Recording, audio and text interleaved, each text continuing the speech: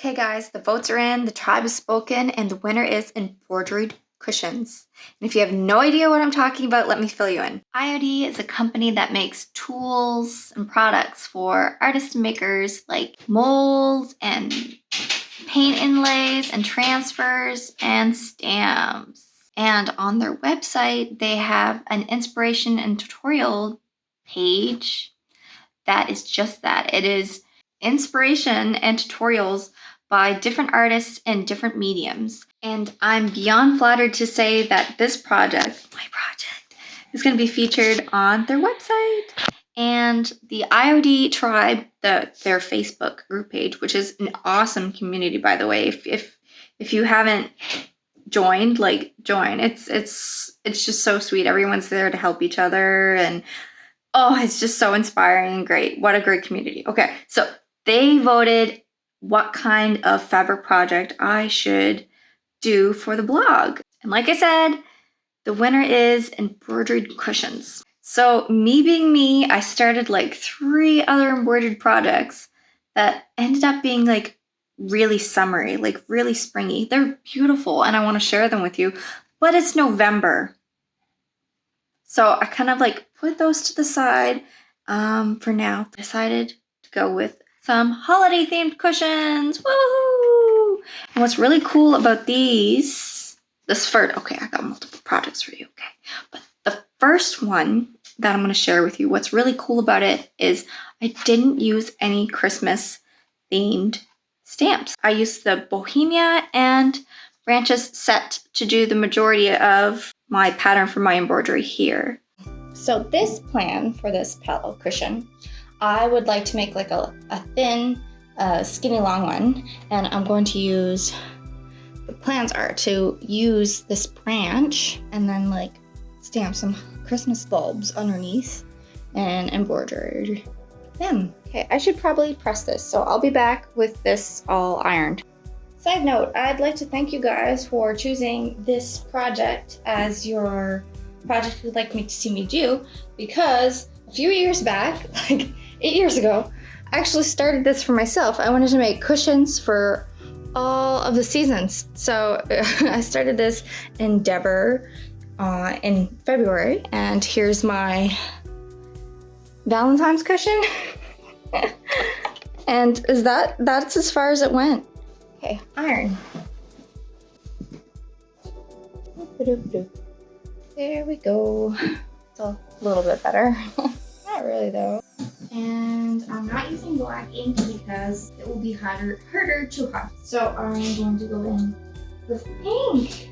So I'm giving myself a lot of space on fabric because I don't really know what I want to do, but okay, stamp.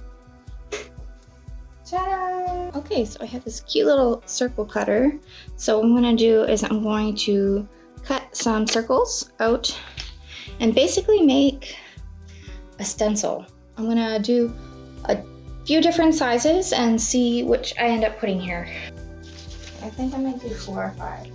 I'm going to grab my stamps from Bohemia, starting with my largest bulb that I want to put. You don't need to go look for an embroidery pattern that you would like. You create what you want. And let's put one here.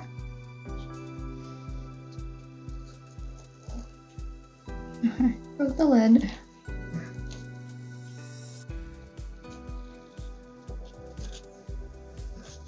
And this guy here.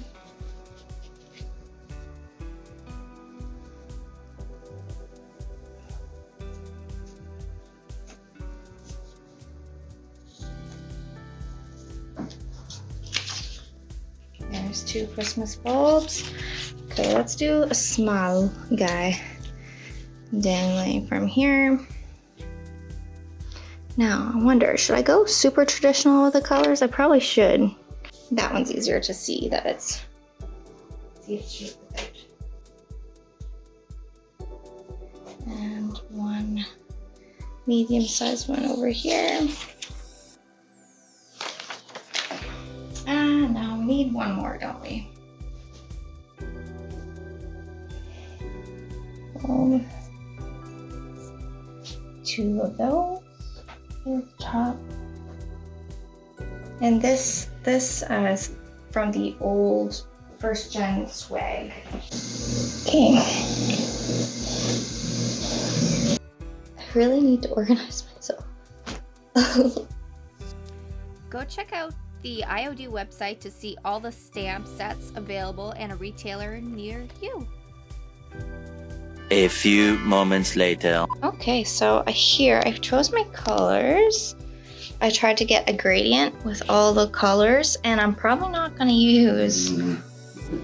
Molly's sleeping there, excuse her, sorry. Probably not going to use them all, but let's get this guy on the hoop and start working. Excuse me, I mean playing. As you can see here, I chose to double up on my embroidery floss, which makes filling in the spaces much faster and gives you kind of like a cartoony look. If you're going for realism, work with 6 or less strands of the embroidery floss fiber and more slight color changes.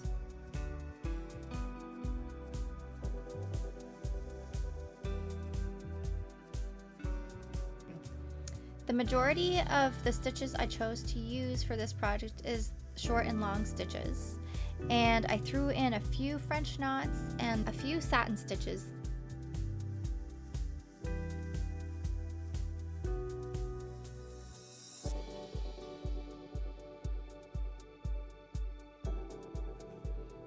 Oh, look, I painted my nails. This is actually kind of sad because I'm a trained esthetician, but my nails are always atrocious.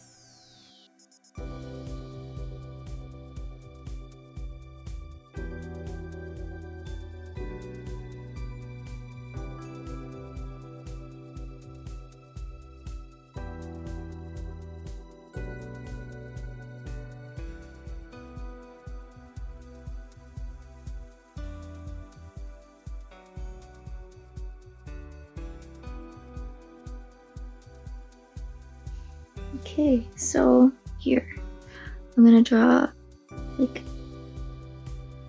a pancake and 2 straight lines down. Yeah, that's the top of the bulb. It's kind of a little tall, but you get the point.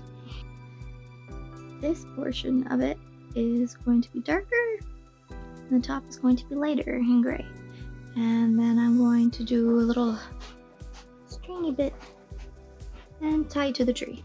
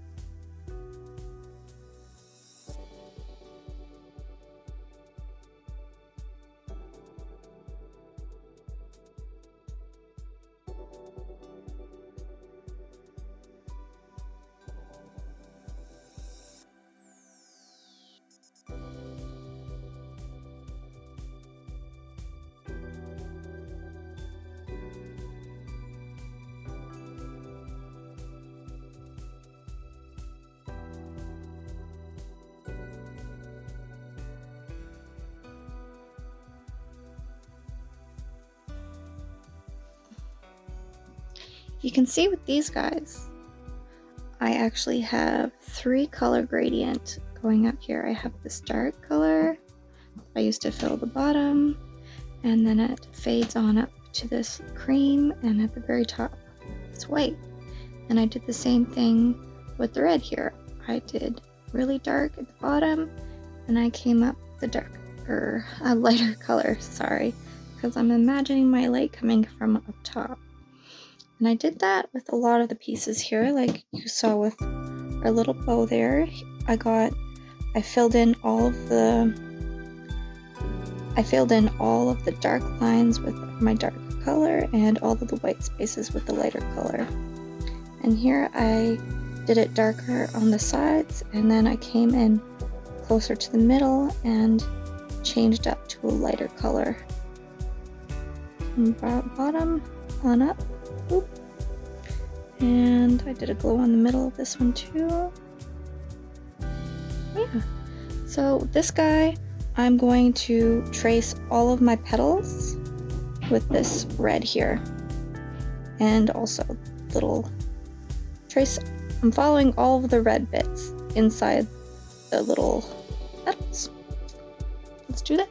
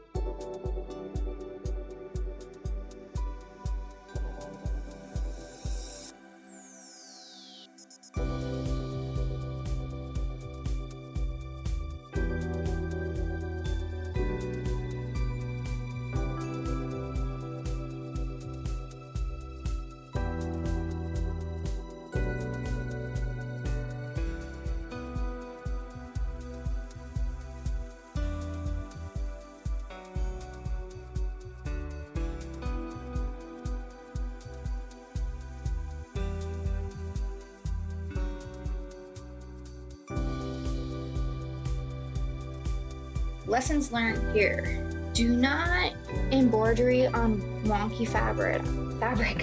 I knew this. I don't know what I was thinking. I think I just grabbed this and went with it, but I was fretting about that and I've come up with a solution. So what we're gonna do is we are going to layer some nice drop cloth. We're gonna make a sandwich. Our filling is some flannelette and I went with a natural color here. We're gonna follow that up with our top slice here. I'll try to get that as even as I can. And I'm gonna pin this in place. Got that nice and pinned up and we're gonna take this to the sewing machine. We are going to hug all of our embroidery with our sewing machine. We're gonna stitch around the perimeter of the entire piece. Okay, so I did a stitch around the whole outline of that, and what I was gonna do was I was gonna cut away from everything a little bit, but I actually like how this looks, and I think that might be too busy. I find it looks quilted now opposed to puckered. I have the back put together the way I usually do. If you would like to see how I did this, maybe refer to one of my other videos on cushion making. I am going to draw a 3-inch line in. Now I have some rickrack and I'm going to pin that with all the layers together. Okay, and now I'm gonna sew it down with some red thread. I'm gonna hug the inside of the rickrack, and then I'm gonna go back and hug the outside of the rickrack with my sewing machine, just because I like it fastened down so that when it's washed, it doesn't curl up on itself. Okay, when you're making your cushion insert and you're not sure how much batting to put in it, fill your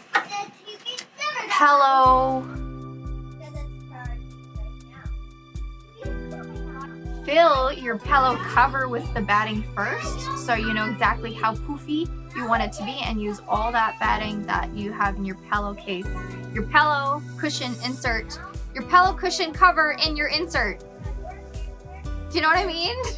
Starting with my corners, I'm gonna go up and snip about 1 centimeter from my seam, and then I'm gonna go in between each dip with the rip rack, get in between there, and go equally spaced distance here, and maybe go on an angle here. And after you're done cutting around the whole perimeter, throw this guy in the wash to get all those frayed bits going and to get all that marker off.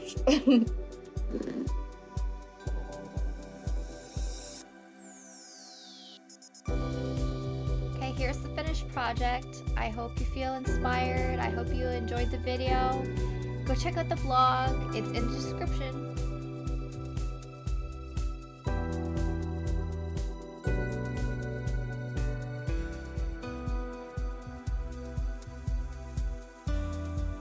Also, if you liked this project or this video, consider subscribing and liking and watching my other videos. Until next time, bye.